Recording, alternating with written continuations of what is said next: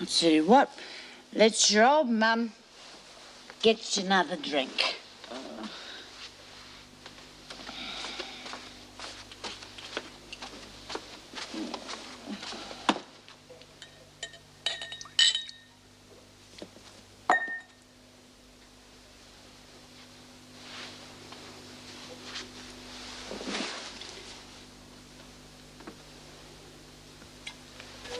Meg, I love you and I want to marry you.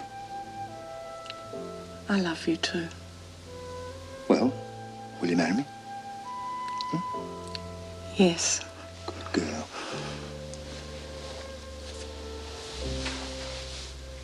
Oh. Oh.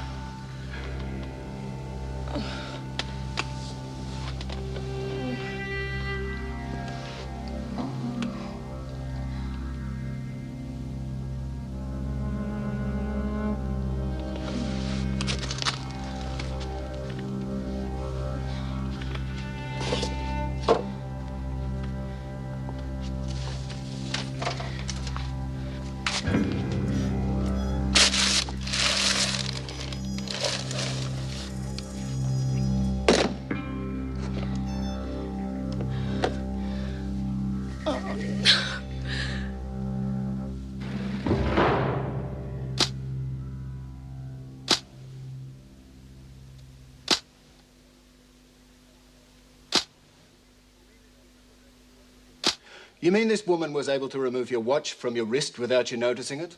Well, you see, I was asleep. You must be a very sound sleeper, Miss Bennett. Well, no, not usually, but... Well, look, I had a couple of drinks with her. I told you I felt sorry for her, and I thought that it... There, but for the grace of God.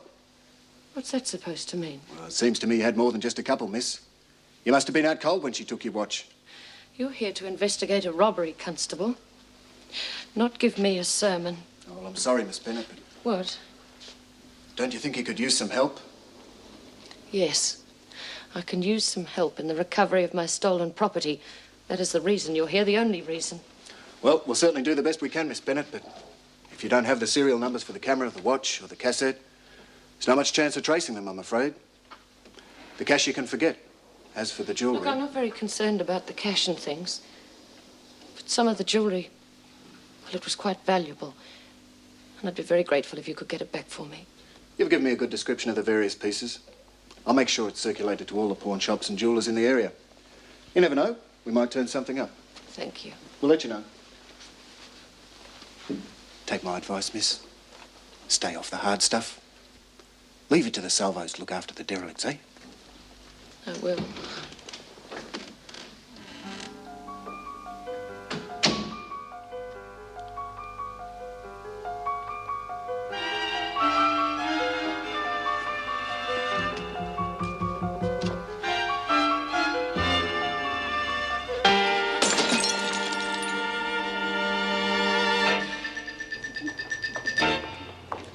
Come on, ladies, pick up the pace.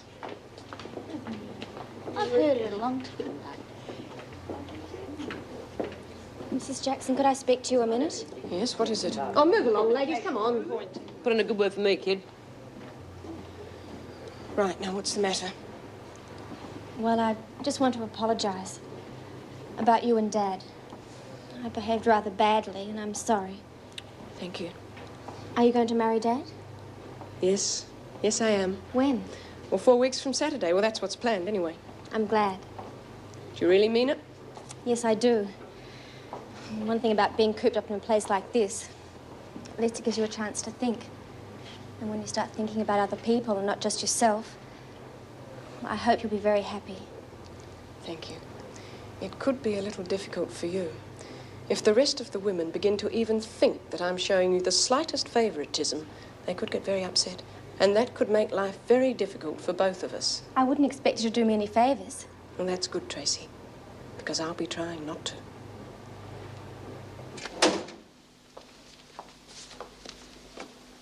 Miss Bennett. Oh, you look awful. Are you all right? Yes, I'm fine. Well, you look terrible. You're not reporting for duty, surely. That's precisely what I'm doing. Are you indeed? Yes, Mrs. Davidson. I'm perfectly capable of putting in an 8-hour shift. We'll discuss that in my office.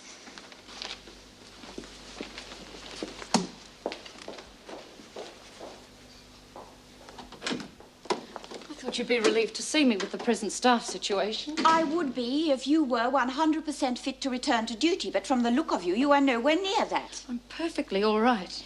Is that your own opinion, or have you consulted Dr. Marshall? No, I haven't. Then, as far as I am concerned, you are still unfit to return to duty until Dr. Marshall advises me otherwise. Now, I suggest you go home and rest until you are fully recovered. No, please, Mrs. Davidson, I couldn't go home. You'd better sit down. Obviously, Dr. Marshall's assessment of your condition was understated. You're not just run down, you're on the verge of total exhaustion. No, it isn't that. What is it, then? Mrs. Davidson, I believe I've got a problem. A problem with alcohol? Yes, and I'm afraid. If it's your job you're afraid for, there's no need to be. The department knows nothing of recent events. Your service record is entirely without blemish and will remain so as long as there is no recurrence of your earlier behavior. Thank you. But don't you see that if you insist on my leaving here, I may never be able to come back? Vera, you can't stay here indefinitely. I know, but I can't go back there, not now. I must do some work, Mrs. Davidson. I must do some... Thank you. Thank you for standing by me. Vera, what has happened to you? Well, yesterday I met a woman, a derelict. I'd been drinking and so had she. Well, I don't know why, but I took her back to my flat. We talked. I even began to imagine she was my own mother. Well, finally I fell asleep. She left. And when she left, she took everything she could lay her hands on. Jewelry, money, anything. Did you contact the police? Yes. Well, I'm sure they'll do their best. Well, that doesn't matter. That's not the point. Vera, I'm sorry. I just don't understand. Well, at first I was angry. I was furious. And then I realized I shouldn't be angry. I should be grateful. Because that dirty, smelly old woman... Well, I realized that could have been me. Unless I do something about myself and do it now. I see. It's not going to be easy, Vera.